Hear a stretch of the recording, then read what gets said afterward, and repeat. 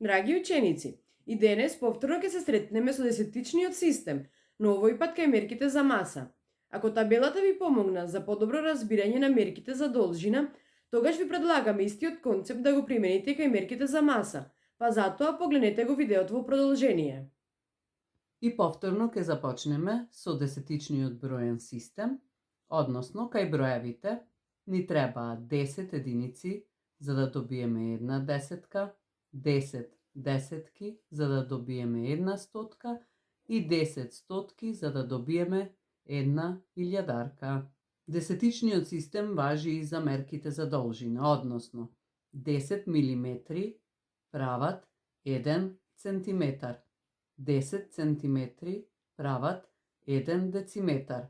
10 дециметри прават 1 метар. На ист принцип се поставени мерките за маса. Грамот е основна мерка за маса. Ако ова е местото на грамовите во бројот, тогаш ни требаат 10 грама за да добиеме 1 декаграм, ни требаат 10 декаграми за да добиеме 1 хектограм и ни требаат 10 хектограми за да добиеме 1 килограм. Ако мерките ги поставиме во табела, тогаш тука ќе стојат грамовите. Пред нив ќе бидат декаграмите кои се запишуваат на овој начин. Пред нив ќе бидат хектограмите, ХГ, и пред нив килограмите, КГ. Како ќе го внесеме бројот 1359 грама во табелата? Бидејќи овој именуван број е означен со мерката грамови, последниот број од бројот ќе го запишеме во колоната со грамови.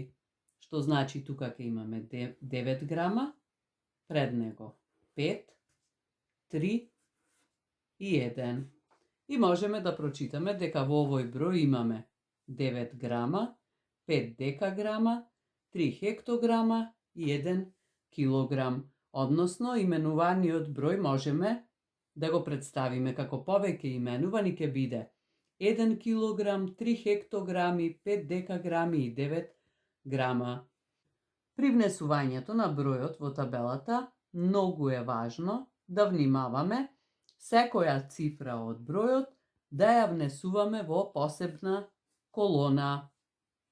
Или да замислиме дека тука имаме табела која можеме да ја нацртаме врз бројот. Секој број треба да биде во посебна колона. Не може да запишеме вака.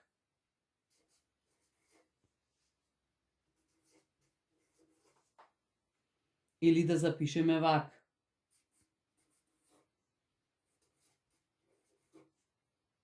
Нема да биде точно и ако запишеме вака.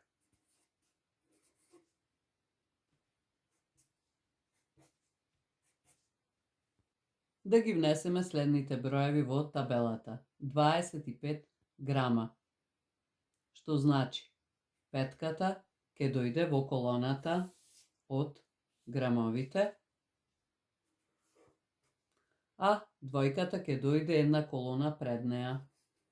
Во колоната ова го читаме 25 грама или 2 декаграми и 5 грама. 425 грама. Ке ги запишеме повторно, почнувајќи од колоната со грамовите, бидејќи тука стои мерката грамови, што значи последната колона од бројот стои кај грамовите. И тука имаме 5, пред грамовите се декаграмите, тука имаме 2 и пред нив хектограмите 4.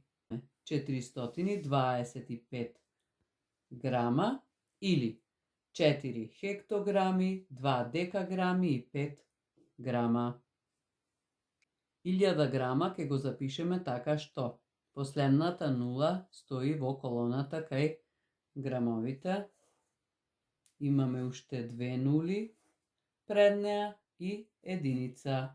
Единицата доаѓа во колоната кај килограмите. Што значи овој број има 1000 грама или 1 килограм.